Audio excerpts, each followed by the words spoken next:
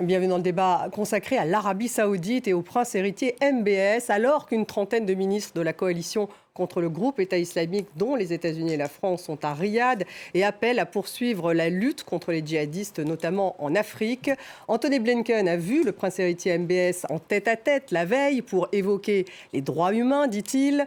Mohamed Ben Salman a opéré plusieurs virages diplomatiques. Il s'est rapproché de l'Iran et de la Syrie. Il a organisé un sommet de la Ligue arabe en invitant le président syrien Bachar el-Assad, mais aussi Volodymyr Zelensky. Son projet de normalisation régionale coïncide avec une multitude d'accords dans le domaine sportif, dans le golf, la fusion de la Ligue saoudienne et le PGA Tour américain, dans le football avec l'arrivée de Karim Benzema en Arabie Saoudite. Les prises du club saoudien, d'ailleurs, Al Ittihad, incluent aussi N'Golo Kanté.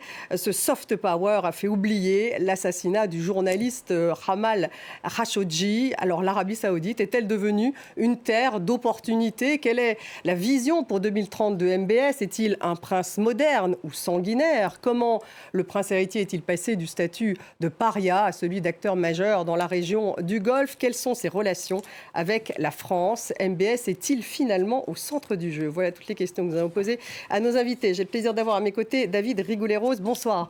Rédacteur en chef de la revue Orient Stratégique, chercheur à l'Institut français d'analyse stratégique et chercheur également associé à l'IRIS. Bienvenue à vous. En face de vous, Olivier Dallage, bonsoir, rédacteur en chef RFI, auteur de L'Inde, désir de puissance. Ça, c'est votre dernier livre, Olivier. Et vous êtes aussi spécialiste du Moyen-Orient. Vous avez écrit, bien sûr, des livres sur l'Arabie Saoudite. Nous avons également avec nous Georges Malbruno. Bonsoir. Bonsoir. Grand reporter au Figaro, spécialiste du Moyen-Orient. Votre dernier livre, Le déclassement français au Moyen-Orient et au Maghreb. Bienvenue à vous. En face de vous, nous avons Bertrand Besancenot. Bonsoir, diplomate, ancien ambassadeur de France au Qatar, mais en Arabie Saoudite également, et puis conseiller diplomatique du gouvernement d'Emmanuel Macron. Bienvenue à vous. Vous pouvez participer à cette émission sur le hashtag débat F24 sur l'ensemble des réseaux sociaux.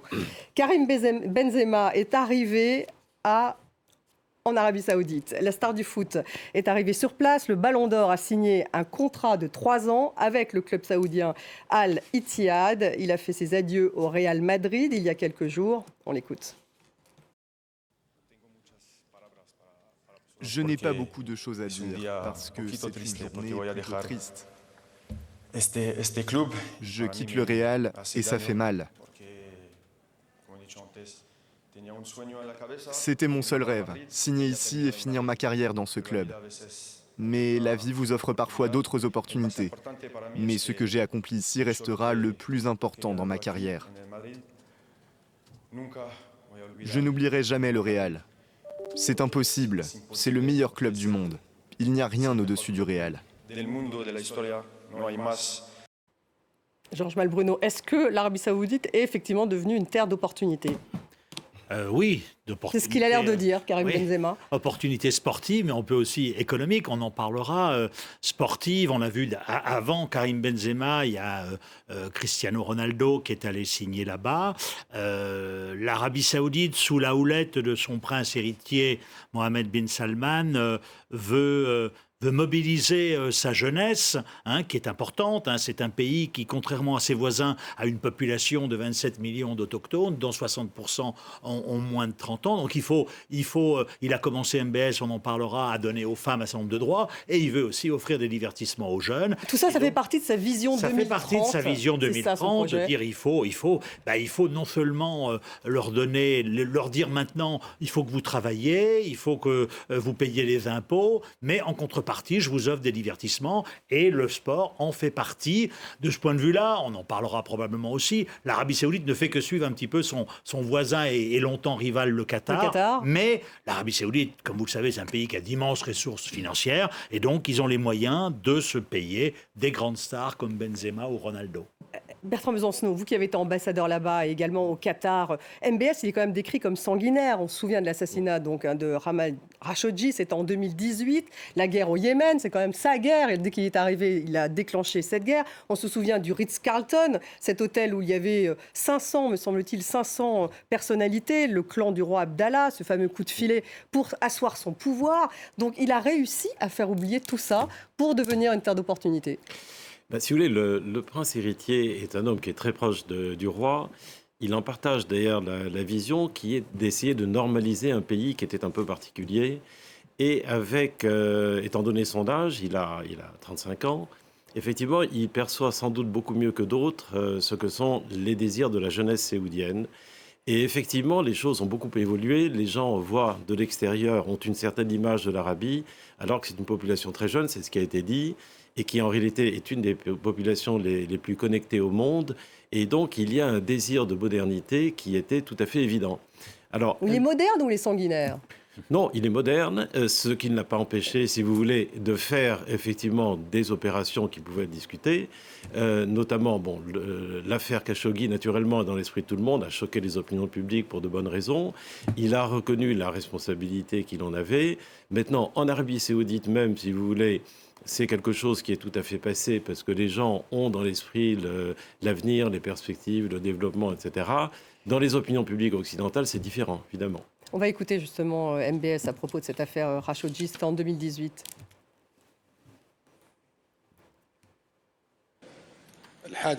Tout d'abord, le crime a été vraiment douloureux pour tous les Saoudiens et je crois qu'il est douloureux pour tous les humains dans le monde. C'est un crime odieux qui ne peut être justifié. Aujourd'hui, l'Arabie saoudite met en œuvre toutes les mesures légales pour finaliser l'enquête afin de coopérer avec le gouvernement turc et présenter les auteurs au tribunal et décider du jugement. C'était en 2018, on a l'impression que c'était déjà une autre époque, David Rigoulet-Rose, parce que il parle de procédure en cours, sauf qu'il est quasiment avéré que c'était quand même lui, en tout cas, qui était à l'origine de cet assassinat, ou pas, vous allez me le dire. On se souvient de Hariri à côté de lui, donc le Premier ministre du Liban, qui avait été kidnappé aussi à l'époque. Et aujourd'hui, on a l'impression que tout ça est un petit peu mis de côté. Oui, alors c'est pas mis de côté, mais effectivement, il s'est remis au centre du jeu, clairement. Alors là, la vidéo remonte effectivement à une période où il était en phase de justification et d'essayer de formater une réponse par rapport à quelque chose qu'il avait déstabilisé vis-à-vis de l'extérieur, notamment du part américain, évidemment. Mais sur le fond, aujourd'hui, effectivement, les choses, beaucoup d'eau a coulé sous les ponts, si j'ose dire, parce que avec la guerre en Ukraine, ça a été un accélérateur d'ailleurs des transformations géopolitiques qui sont aujourd'hui à l'œuvre. Il se trouve qu'il est devenu incontournable pour un certain nombre de raisons, à la fois énergétique pour le pétrole, il fait partie de l'accord l'OPEP+, avec Moscou, dans ses relations avec la Chine, et du coup, il est en position, effectivement, non pas d'imposer son agenda, mais en tout cas, de faire prévaloir les intérêts de ce qu'il estime être les intérêts nationaux de son pays. Et c'est une dimension d'ailleurs qui est intéressante par rapport au sport, parce que c'est pas uniquement une logique récréative qui est derrière le fait de faire venir des joueurs. C'est aussi l'idée de créer une structure, une Saudi League, et de développer de manière plus ou moins subliminale une fierté saoudienne, un sentiment national saoudien. Et ça, c'est indissociable de la construction de cette transition énergétique qui est sous-jacente de son projet Vision 2030. Olivier Dallage, mais est-ce qu'on peut dire que c'est aussi du sport washing qui fait justement oublier ces droits humains ? D'une part, on entend souvent que le football dans le golf, c'est pour l'image, etc. C'est pas vrai. Ils sont passionnés de football. L'affaire de la Coupe du Monde au Qatar, ça n'était pas que de l'image. Et c'est vrai au Qatar, c'est vrai en Arabie Saoudite, c'est vrai chez tous les voisins. Donc il y a une partie qui répond aussi à un intérêt réel. Et puis, MBS, il s'inspire de ce qui a marché chez les voisins. Il a regardé ce qui se passait au Qatar, à Dubaï et même à Bahreïn. Et il dit, il n'y a aucune raison que nous, Arabie Saoudite, on n'en fasse pas autant et mieux. Vous voulez dire que ces États ne sont pas pires que l'Arabie Saoudite en termes de droits humains ? On peut s'en inspirer aussi sur le soft power ? Ce sont deux choses différentes. Mais en termes de soft power, il y avait beaucoup d'avance du côté de Dubaï et du Koweït et surtout le Qatar. Et donc forcément, ça énervait les Saoudiens. Et ils ont voulu remettre l'Arabie Saoudite au centre du jeu de cette façon. Et comment ont-ils réussi, Olivier ? C'est important ce que David disait. Moi, j'étais en février en Arabie Saoudite. C'était au moment de ce qu'on appelle le Foundation Day. Et c'est la fête nationale, mais la fête nationale, nouvelle version. C'est plus le jour où on célèbre l'alliance entre les Wahhabites et le pouvoir. Et Cristiano Ronaldo était était utilisé par le pouvoir pour participer à des danses traditionnelles et pour faire en sorte que, justement, justement, il y ait un nouveau sentiment d'appartenance nationale. Ce qui est nouveau, avant, il n'y avait pas ce sentiment d'appartenance nationale. Aujourd'hui, MBS, il veut faire naître ce sentiment-là. Et une bonne équipe de foot, eh ben, on l'a vu avec le Qatar, eh bien, ça peut permettre justement de faire vibrer la fibre nationaliste. Et ça, c'est intéressant. C'est quelqu'un, effectivement, qui a eu une double personnalité. Il a été, pour le moins, impulsif au début, mais comme ça a été dit, il est incontournable. Donc il a changé. Il a probablement changé. Oui, justement, Allez-y, si vous voulez. ambassadeur. Au début, il a dû assurer, si je peux dire, sa légitimité, son autorité. Donc il a pris un certain nombre de mesures, dont certaines peuvent être parfaitement contestées. Aujourd'hui, ce n'est plus le cas. Il n'est pas réellement contesté. Il a la jeunesse autour de lui. Et sa vision 2030 est considérée comme étant la voie à suivre. L'Arabie Saoudite n'est pas un grand pays de liberté. C'est pas un grand pays de liberté. Il n'a jamais revendiqué être une démocratie, contrairement à d'autres pays qui disent être des démocraties qui ne le sont pas. En revanche, l'évolution sociétale qui est en cours en Arabie Saoudite, qui va dans le bon sens, est intéressante parce que vous avez d'autres pays dans la région qui étaient plus modernes autrefois et qui aujourd'hui reculent. Donc on a toujours intérêt à encourager ceux qui vont dans le bon sens. Parce qu'en fait, les femmes, c'est ça, peuvent conduire aujourd'hui, David Rigolet-Rose. Donc il y a un certain nombre de libérations, en tout cas, qu'il a justifié, d'ailleurs, me semble-t-il, avec des arguments économiques. Oui, justement, c'est l'ambivalence, la question de la grille de lecture par rapport notamment aux valeurs occidentales. C'est pas dans la perspective d'une émancipation féminine en tant que telle, c'est pas par rapport à des valeurs, c'est tout simplement ce qu'ils considèrent que c'est un impératif économique. Dans la transition, justement, Vision 2030, l'élargissement du marché du travail, ça passe aussi par une activité accrue des femmes. Et donc, pour le faire, il fallait que les femmes aient la possibilité de la mobilité. Et donc, mécaniquement, ils ne pouvaient pas faire l'économie, si j'ose dire, du droit des femmes de conduire. Donc c'est très ambivalent, mais effectivement, on va dire c'est un peu une ruse de l'histoire qui modernise le royaume pour des impératifs intrinsèques. Aidé par la guerre en Ukraine, finalement, parce qu'aujourd'hui, une sorte quasiment de consensus de l'ensemble des pays, alors qu'il y avait un vrai bras de fer avec les États-Unis, avec l'affaire Khashoggi à l'époque. Oui, mais là, encore une fois, sur la guerre en Ukraine, il est incontournable en tant qu'un des premiers pays producteurs de pétrole.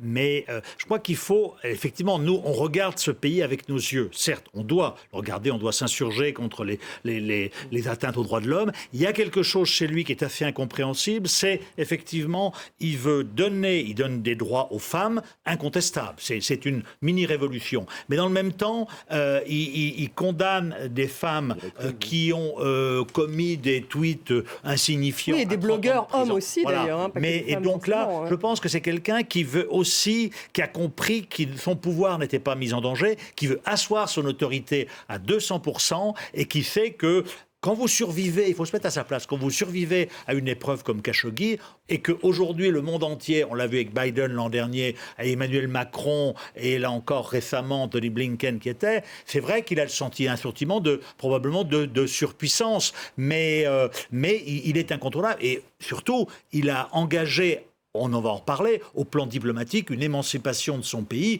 qui est quand même extraordinaire par rapport à ce qu'était l'Arabie Saoudite avant. Donc il n'est plus un paria, alors qu'à un moment donné, il l'était.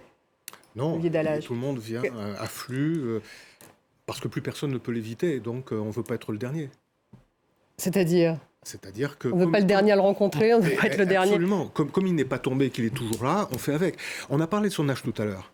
Ça permet de mieux comprendre la jeunesse. Mais ça veut dire aussi que, sauf accident, vu l'âge de son père et son état de santé, il est potentiellement monarque pour 30 ans. 30 ans, oui. Voilà. Peut-être même davantage. Et donc, tout le monde prend ça en compte. Puisqu'il est toujours là, il faut faire avec. Et si on fait avec, on essaie de ne pas être le dernier. Mohamed Ben Salman, en tout cas, a opéré, on le disait il y a un instant, plusieurs virages diplomatiques. Il s'est rapproché de l'Iran et de la Syrie. Il a organisé un sommet de la Ligue arabe en invitant le président syrien, justement Bachar el-Assad, mais aussi Volodymyr Zelensky. Le prince héritier veut s'émanciper des États-Unis. Anthony Blinken a eu une entrevue avec lui hier, avec MBS. Le chef de la diplomatie américaine, d'ailleurs, a évoqué les droits humains. On fait un point en images. Les alliances au Moyen-Orient vont-elles réellement changer? C'est une éventualité qui inquiète Washington. Alors, Anthony Blinken a voulu rappeler ce qui n'était pas près de changer lors d'une réunion avec les pays membres du Conseil de coopération du Golfe. Les États-Unis sont dans cette région pour dire que nous restons pleinement investis dans le partenariat avec vous tous. pour construire un avenir prospère pour le Moyen-Orient. Et bien sûr, le Conseil de coopération du Golfe est au cœur de notre vision d'un Moyen-Orient plus stable, plus sécurisé, plus prospère et plus intégré. Je pense que nous avons un programme commun dans lequel nous pouvons promouvoir et défendre la cause de la paix, de la sécurité et de la stabilité dans cette région et même au-delà. Depuis son arrivée en Arabie Saoudite, Antony Blinken cherche à maintenir les États-Unis dans l'arène diplomatique régionale. Avec son homologue saoudien Faisal Ben Farhan, ils se sont accordés ensemble pour lutter contre le terrorisme. La veille, le secrétaire d'État américain a rencontré le prince héritier saoudien Mohammed Ben Salman. Un rendez-vous prévu de longue date entre les deux vieux alliés qui tombe à point nommé. Récemment, les préoccupations se sont accumulées. La première, et non des moindres, la reprise des relations diplomatiques entre l'Arabie saoudite, principale puissance sunnite du Golfe, et l'Iran, son grand rival régional chiite. Et ce, alors que les tensions entre Téhéran et Washington se sont accrues. Hasard du calendrier, le premier jour de visite d'Antony Blinken était aussi celui de la réouverture de l'ambassade iranienne à Riyad, après 7 ans de rupture. Autre relation qui a d'ores et déjà changé, celle entre la Syrie et l'Arabie saoudite. Il y a 3 semaines, Bachar al-Assad était à Jeddah. Il participait à son premier sommet de la Ligue arabe depuis 13 ans. Un rapprochement lui aussi vu d'un très mauvais œil par les Américains. Monsieur l'ambassadeur, une question aux diplomates. D'abord, c'est intéressant tout de même cette espèce de mise en scène où on a vu ces images d'Antony Blinken avec MBS la nuit dans le palais à Jeddah. Pourquoi ? Alors manifestement, il lui aurait parlé de droits humains, donc une question qui fâche pour MBS. Pourquoi toute cette mise en scène ? Écoutez, franchement, je ne crois pas que la question des droits humains était la question la plus importante abordée. Donc ça, c'est l'affichage. Je pense que c'est l'affichage. Non, la réalité, c'est qu'effectivement, MBS avait tout misé sur l'administration Trump. En pensant que la politique de pression maximale sur l'Iran donnerait des résultats. Les résultats n'ont pas été ceux qu'ils espéraient. Aujourd'hui, les relations avec l'administration Biden ne sont pas très bonnes, elles sont même relativement fraîches. Et en même temps, les Américains ne veulent pas renoncer ni au marché saoudien, et en même temps, ils s'inquiètent effectivement de voir que les Saoudiens jouent avec les Chinois, qui sont quand même leur première priorité. Et donc, si vous voulez, aujourd'hui, les Saoudiens ont une attitude qui me paraît très pragmatique. Ils ne s'entendent pas de la même façon que l'administration Biden. Ils diversifient leurs partenaires. La Chine veut jouer un rôle au Moyen-Orient. La Russie est un partenaire pétrolier. Il serait question qu'ils payent en yuan le pétrole, les Chinois ? C'est un des sujets qui est en discussion, absolument. Oui. Absolument. Ce qui serait un revers américain. Ce qui serait un revers américain considérable, qu'effectivement les Saoudiens vendent leur pétrole en yuan, donc en monnaie chinoise, aux Chinois, qui est devenu manifestement le premier importateur de pétrole saoudien aujourd'hui. Complètement. Oui. Mais à travers cet accord, ce rapprochement avec l'Iran, MBS, je trouve, a bien manœuvré parce qu'il s'est acheté un levier chinois sur l'Iran. La Chine, comme vous le savez, est le premier client pétrolier de l'Arabie saoudite, mais la Chine est aussi le pays qui prélève le plus de pétrole. Et donc, comme Bertrand l'a dit, les relations, c'est un mariage d'intérêt plus que d'amour, mais MBS aussi a tiré une conséquence très claire. Il a dit, moi j'ai un plan Vision 2030 qui est ma priorité. J'ai besoin de stabilité. En 2019, l'Iran, via ses relais, ont lancé des missiles et des drones sur l'Aramco, la poule aux œufs d'or de l'Arabie saoudite. Donald Trump, son allié, n'est pas venu à son secours. Donc, MBS, on a conclu qu'il fallait qu'ils prennent en compte l'Iran. Et l'Iran, qui est moi j'y étais il y a 15 jours, est dans des problèmes économiques très très aigus, a besoin aussi d'investissements peut-être du Golfe. Et donc, ils sont convenus effectivement d'apaiser les tensions. Il y a encore beaucoup d'animosité, mais voilà, c'est du pragmatisme, c'est de la réelle politique pure et dure. Alors évidemment, Américains et Européens, nous on est un petit peu les cocus de l'histoire parce que l'Arabie jadis avait un allié, c'était les États-Unis. Aujourd'hui, MBS pratique la polygamie diplomatique. Il a plusieurs alliés. La polygamie diplomatique, ça, David Rigoulet-Rose, donc vous êtes d'accord avec ce que vient de dire Georges Malbruno sur cette histoire, ce rapport avec les Américains. C'est vrai qu'on a eu une impression de volonté d'émancipation de la part de MBS. En même temps, Antony Blinken est clairement en Arabie Saoudite. Ils ont quand même besoin des Américains, les Saoudiens. Oui, mais ils en ont moins besoin qu'avant. Et puis, comme le rappelait Georges Malbruno, il y a quand même le point de bascule du 14 septembre 2019. Ça a été pour les Saoudiens un révélateur, c'est-à-dire de quelque chose qui était probablement latent depuis la fêlure du 11 septembre. C'est l'idée que les Américains, finalement, la garantie militaire américaine n'était pas absolue, Et c'était paradoxal pour MBS parce qu'il s'entendait très bien avec Donald Trump, donc il attendait une réponse américaine qui n'est pas venue.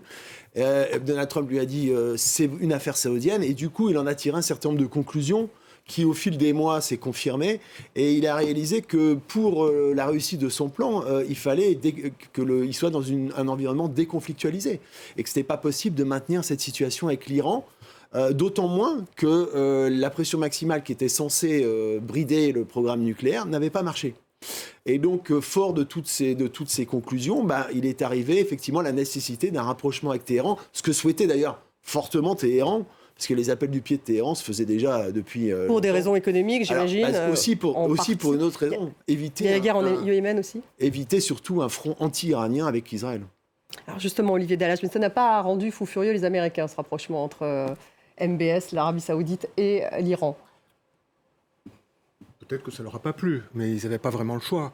Ce qui leur a encore moins plu, bien entendu, c'est que ça se fasse sous l'égide de la Chine. La Chine, d'ailleurs, qui n'est pas à l'origine de ces négociations. Il y avait les Omanais, il y avait avant les Irakiens.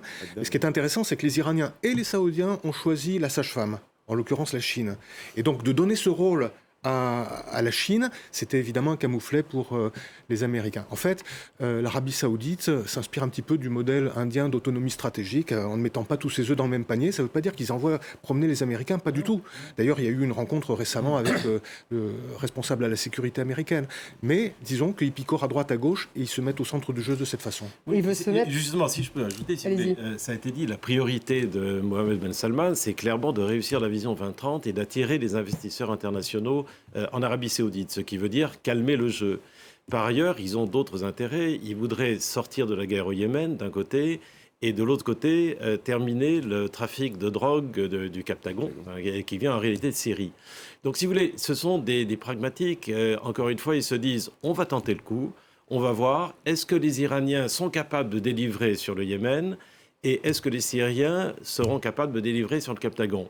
Si c'est le cas, on peut envisager un développement des relations, mais ils resteront prudents.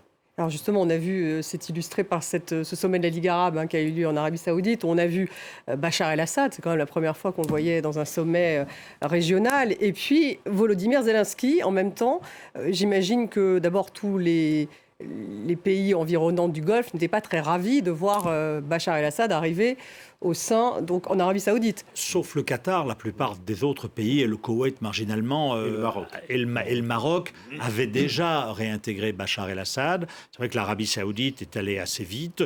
La question est de savoir effectivement, l'Arabie Saoudite, depuis d'ailleurs de longues années, à Bachar el-Assad lui faisait le reproche qu'il s'était acoquiné avec l'Iran.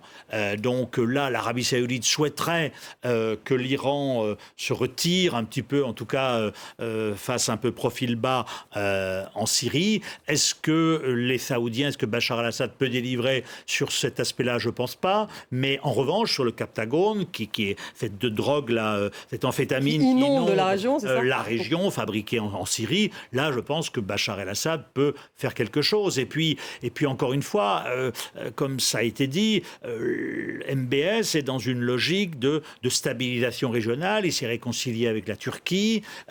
Et donc il se réconcilie avec l'Iran. Il veut une stabilité, et y compris à l'égard de la Syrie, dont il sait que la Syrie a une capacité de nuisance. Il y a beaucoup de djihadistes saoudiens qui sont encore en Syrie. Et donc voilà, il ouvre une nouvelle page qui est surprenante, mais qui est intéressante à suivre. Surprenante, est-ce un succès finalement, David Rigoulet-Rose ?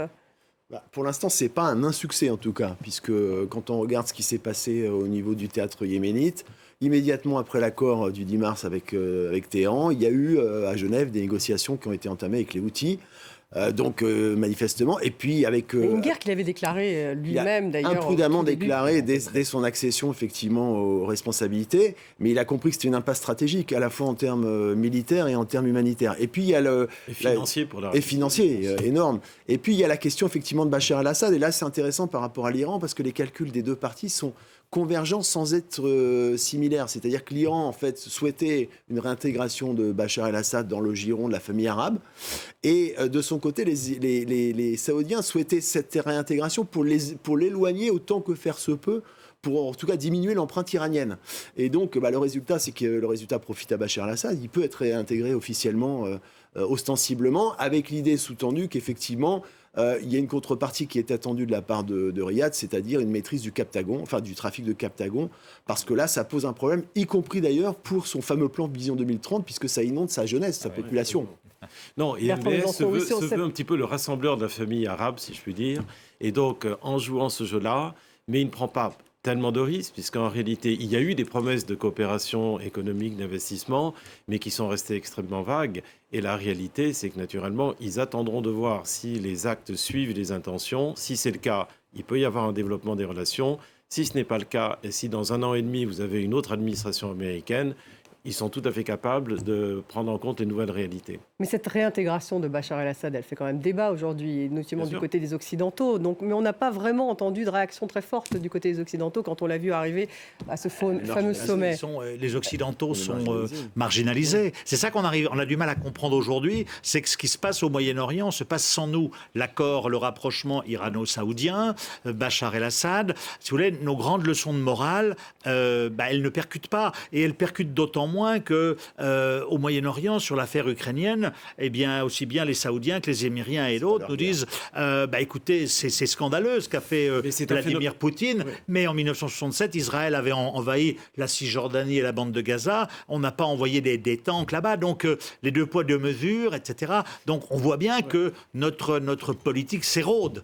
Mais c'est un phénomène général des pays du Sud qui aujourd'hui parle effectivement du double standard occidental, de la latitude impériale ou colonialiste des pays occidentaux.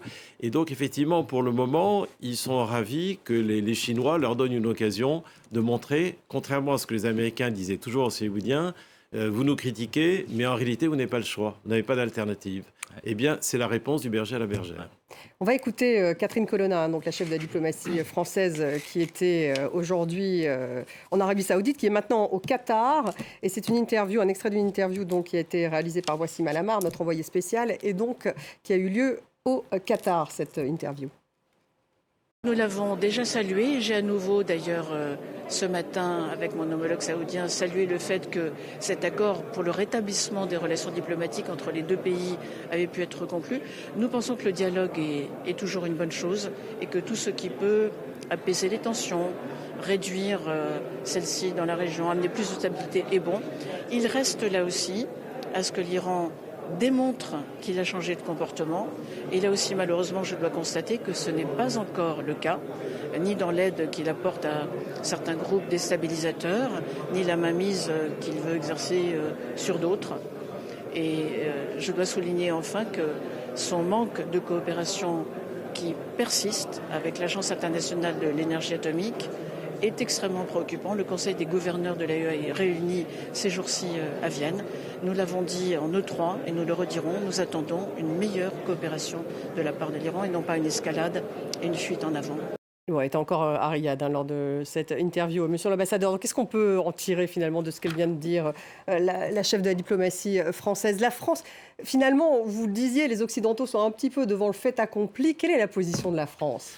Si vous voulez, la France, dans cette affaire-là, aurait bien aimé pouvoir jouer un rôle. On avait vu le président Macron avait essayé à une autre époque d'essayer de jouer un rôle de médiateur entre les Américains, enfin du temps de Trump, et les Iraniens.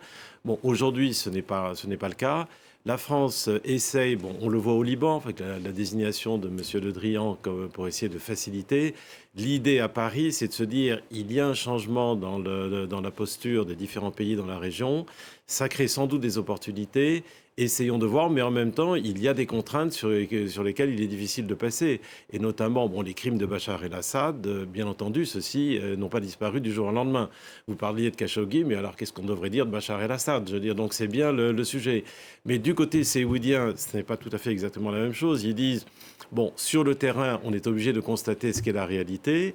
Et d'autre part, nous avons nos intérêts, c'est le Captagon, et on verra bien s'il délivre. S'il ne délivre pas, on en reviendra à une autre politique. C'est ce qu'on appelle alors du pragmatisme ou du cynisme. Enfin, peu importe, mais c'est vraiment leur façon de voir les choses. C'est du pragmatisme ou du cynisme? Parce que c'est vrai que C'est une question de vocabulaire, c'est les deux à la fois.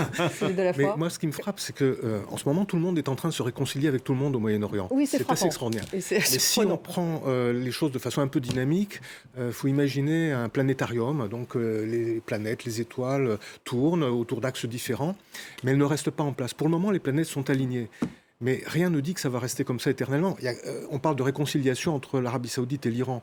Mais il y en a déjà eu dans le passé. Il y a déjà eu des ruptures et ils se sont réconciliés. Donc aujourd'hui, ça fonctionne comme ça.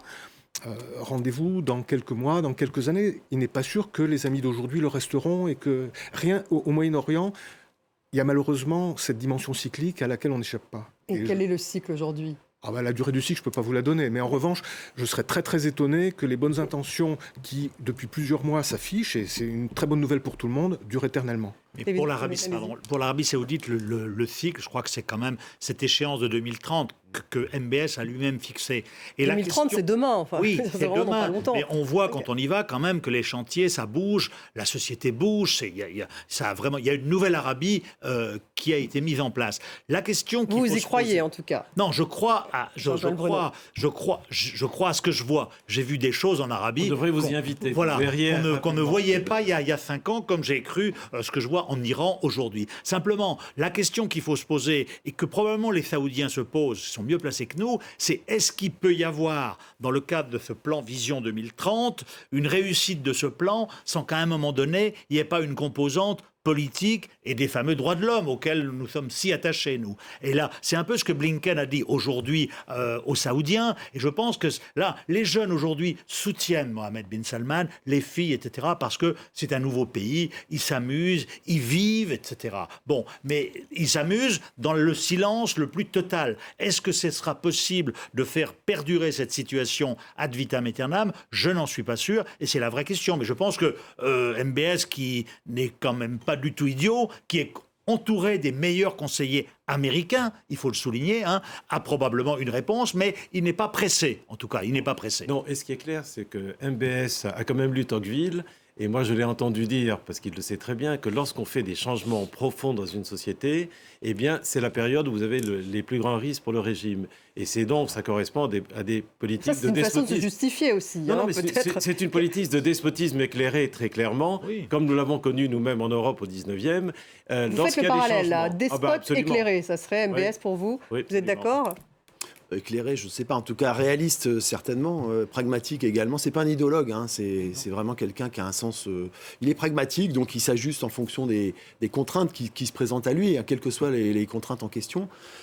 Et notamment, il profite d'une séquence qui s'est ouverte et qui est marquée par une forme d'autonomisation en fait, des acteurs régionaux.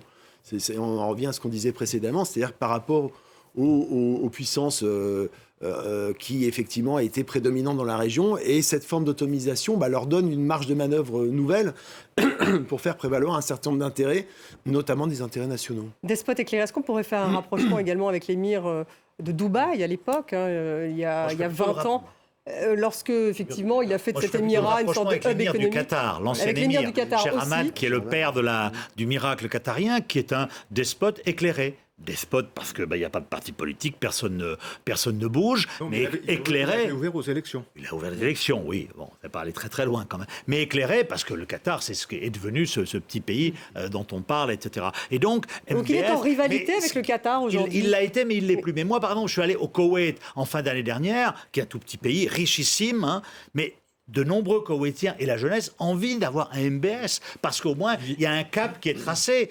Les Saoudiens et les Koweïtiens et les Golfiens, il y a une petite démocratie, effectivement, mais qui ne fonctionne pas. Et donc, les Koweïtiens me disaient, il nous faut un jeune type qui fixe un cap. Alors voilà, on n'a pas les mêmes préoccupations que eux. Ce qu'ils veulent, c'est quand même, je parle pour les Koweïtiens et les Saoudiens avant, et MBS l'avait bien compris, que si il ne tapait pas, il ne donnait pas un coup de pied dans la fourmilière, comme il l'a fait de manière un peu brutale, je vous l'avoue, l'Arabie Saoudite face à l'Iran disparaîtrait. Voilà. Et donc il l'a fait à sa manière. Et aujourd'hui, c'est vrai qu'il est plutôt, en tout cas, si on réagit en termes diplomatiques, il a été réintégré et il est incontournable. Non, puis à l'intérieur, oui, absolument. Puis MBS a réussi à faire rêver sa jeunesse. Il leur parle d'emploi en disant aujourd'hui, on sort du schéma ancien, qui est un schéma d'État-providence, et au contraire, avec toutes les nouvelles exploitations des richesses de l'Arabie saoudite, sur le plan culturel, touristique, minier et autres, nous allons créer des emplois pour les jeunes séoudiens. Il ne faut pas oublier que plus de 30% des jeunes séoudiens sont au chômage et qui sait parfaitement qu'il sera jugé dans quelque temps sur les résultats qu'il aura obtenus, ce qu'aura donné la vision 2030. Et par exemple, sur ces objectifs de tourisme, vous croyez qu'il peut y arriver, Olivier Dallage? Il y a toute cette cité Neom, c'est ça, cette cité, pas seulement. Cité pré-islamique. Enfin, il faut expliquer un peu aux téléspectateurs. Il y a quand même... Pas seulement. C'est vrai qu'il y a eu un assouplissement considérable en matière de visa. L'Arabie saoudite était un pays où il était quasiment impossible d'aller si on n'était pas invité. Là, ils ont facilité les choses considérablement. Alors, la partie touristique sur le bord de la mer Rouge, si c'est une sorte d'enclave un peu coupée du reste de l'Arabie saoudite, on peut offrir beaucoup de liberté sociale qui ne serait pas admissible à l'intérieur des terres. Et je crois que c'est ce genre de Paris ils avaient du pétrole offshore, ils ont maintenant un tourisme onshore, mais assez largement offshore quand même. Ils ont 2000 km de côte sur la mer Rouge, ils ont en face d'eux Sharm el-Sheikh, ils ont fini par se rendre compte qu'après tout, si on voulait donner des emplois dans les services à des jeunes séoudiens, le tourisme était effectivement un domaine qui était prometteur. Est-ce que le tourisme au Qatar a vraiment pris... Non. Parce que bon, Oui, franchement... Le Qatar n'est pas, excusez-moi, c'est un peu son exemple. Un pays. L'Arabie saoudite, c'est un vrai pays avec un patrimoine culturel, Aloula, la montagne, il y a de la neige l'hiver. C'est un pays où on peut aller faire du tourisme. Au Qatar, je suis désolé, il n'y a pas grand-chose. Donc, il y a une carte à jouer, il la joue, il a donné ça un petit peu à la France pour nous satisfaire parce qu'on n'a pas grand-chose d'autre. Mais oui, c'est un pays qui, sur tous les niveaux, est en train de se normaliser. Je vous dis, Dieu sait si on avait du mal à y aller avant, on peut y aller effectivement quand on va à Riyad aujourd'hui, c'est une nouvelle Arabie. Quand vous voyez qu'il y a un chantier qui s'appelle Salman Park, qui va être 5 fois la superficie de Central Park, force est de constater qu'il se passe des choses. Et nos entreprises, l'Arabie saoudite est un marché où il faut être. Donc c'est l'opportunité économique qui prend le dessus. Bien sûr. Pour être clair. Il y a quand même un défi. Terre d'opportunité, c'est ce qu'a dit Benzema. C'est par rapport à sa jeunesse, parce que là, il offre des perspectives, mais il y a le problème de la formation. C'est-à-dire de l'employabilité. Et là, c'est un vrai défi pour lui, parce que pour l'instant, la jeunesse respire, mais quand elle va devoir se mettre à travailler, avec les contraintes que ça induit, justement dans une logique post-rentière, ça risque d'être plus compliqué. Il n'y a pas eu le basculement encore. Pour l'instant, il y a le basculement sur le divertissement, mais pas forcément dans le travail. Non, si je peux me permettre, quand même du temps du roi Abdallah, il y avait 200 000 jeunes qui étaient dans les universités à l'étranger. Tous ceux-là sont revenus et aujourd'hui, vous avez, si vous voulez, une élite, en tout cas pour ce qui est de l'encadrement. Mais est-ce qu'ils travaillent qui travaillent, et même très très bien. Et ils sont souvent parfois la deuxième génération de Harvard.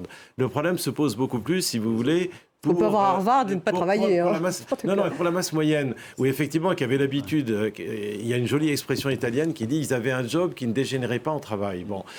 Aujourd'hui, ce n'est plus le cas, ils l'ont bien compris. Et quand vous voyez le développement des start-up en Arabie Saoudite aujourd'hui, quand vous voyez ce qui se passe dans le domaine de la culture, on voit bien que la jeunesse commence à comprendre qu'ils n'avaient pas le choix et qu'aujourd'hui, il fallait travailler. Et puis, ce qui m'a frappé, moi, alors je suis allé pour la dernière fois en Arabie Saoudite en février, où les femmes peuvent ne pas porter l'abaya, par exemple.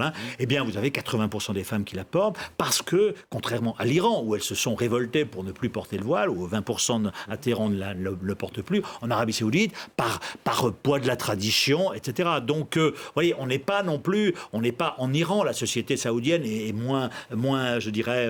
elle était aussi fermée que l'Iran au départ. Elle était aussi fermée que l'Iran. Elle était fermée, et puis il y a un poids de la tradition, parce que l'Arabie Saoudite est un pays d'islam conservateur, et MBS le sait, mais il a pris des mesures radicales sur la police religieuse. Il fait un peu d'ailleurs ce que les Iraniens le copient aujourd'hui. On garde la police religieuse, mais on la montre pas trop. Donc, police religieuse tout de même. Juste un dernier mot de relations internationales. Il aurait été question d'Israël dans l'échange entre Anthony Blinken et MBS. On a pensé à un moment donné que MBS voulait aussi se rapprocher d'Israël. Finalement, on voit qu'il y a un rapprochement avec l'Iran, mais pas avec Israël. Oui, mais le problème par rapport à la logique d'Abraham, qui avait effectivement favorisé ce rapprochement pour les Émirats et Bahreïn, c'est que le royaume saoudien, c'est quand même le lieu des 2 villes saintes. Donc il estime, non sans raison, qu'il y a quand même un problème d'image, de responsabilité par rapport à la Houma musulmane. Et sur la question palestinienne, il y a un engagement, il y a quand même la question palestinienne qui a toujours été très sensible, et particulièrement pour son père, dont il est obligé de tenir compte parce que c'est aussi la garantie de son pouvoir actuel.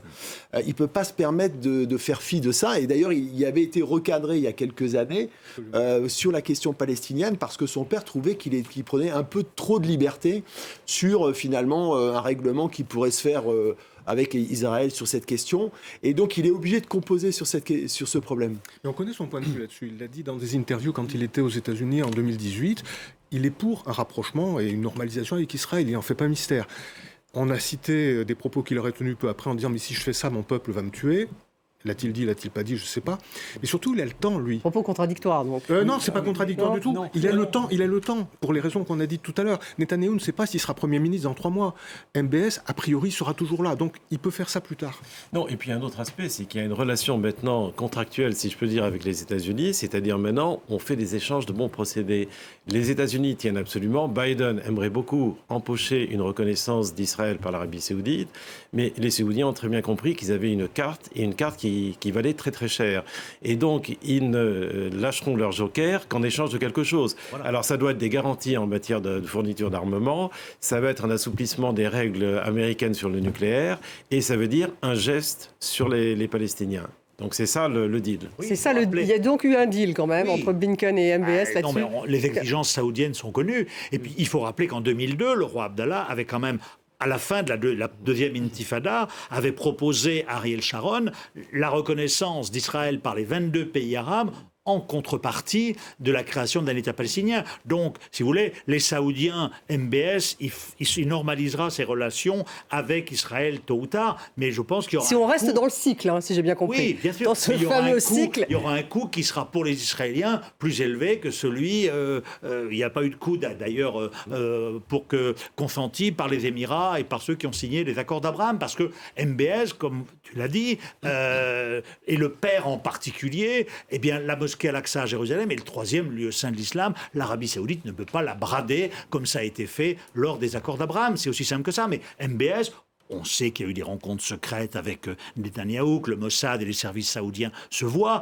mais... Je veux dire, il traitera Israël comme il traite aujourd'hui peut-être l'Iran, etc. Donc il est devenu quoi, une espèce de grand négociateur incontournable, enfin, à vous écouter. Ce qui paraît assez normal. Il apprend en accéléré. Oui, il apprend en accéléré. mais en tout cas, pour la question de la normalisation avec Israël, c'est aussi un message en fait pour Israël, parce que les États-Unis essaient de renégocier quelque chose avec Téhéran et voudraient inhiber des velléités éventuellement d'opérations militaires israéliennes. Et ce serait une manière pour les Israéliens, enfin de donner à Israël un contentement partiel sur un certain nombre justement d'exigences qui sont celles d'Israël. Oui, et puis disons que la politique actuelle de Netanyahou, enfin de son gouvernement, ne crée pas les conditions pour une reconnaissance en plus. Bon, c'est compliqué quand même. Reconnaître un gouvernement extrémiste pour les Saoudiens. Et extrémistes vis-à-vis des Palestiniens en particulier. Donc. En tout cas, terre d'opportunités, l'opportunité économique qui prend un peu le dessus, grand chef de la diplomatie. Voilà un petit peu la conclusion que je tire de ce débat ce soir. On va voir justement jusqu'où ira ce cycle. Merci beaucoup d'avoir été avec nous, en tout cas, Bertrand Besancenot. Merci à vous, Olivier Dallage, David Rigoulet-Rose et Georges Malbruno. Merci à vous tous de nous avoir suivis et restez avec nous sur France 24.